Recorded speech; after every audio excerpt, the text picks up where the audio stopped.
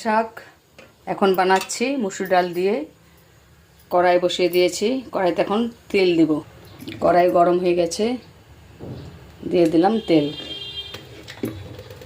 এখন দিয়ে নেব একটা শুকনো লঙ্কা, আর এদিকে কিছু রসুন নিয়েছি, রসুনগুলোকে থেতো করে দেব।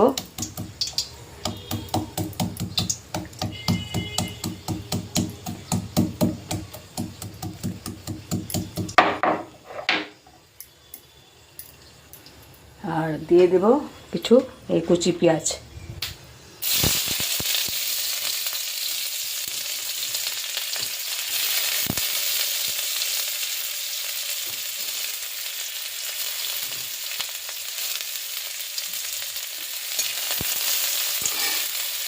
এখন পেঁয়াজের মধ্যে ছেড়ে দেব রসুনগুলো।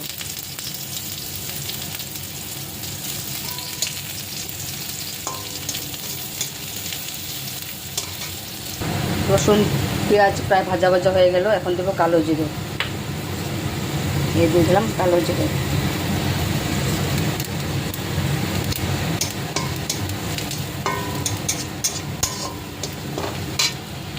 এখন ডালটাকে ছেড়ে দিব। এই ডালটা সোমবার দিয়ে দিচ্ছি। এখন একটু চিনি ফেলে দিব, একটু চিনি দিয়ে দিলাম।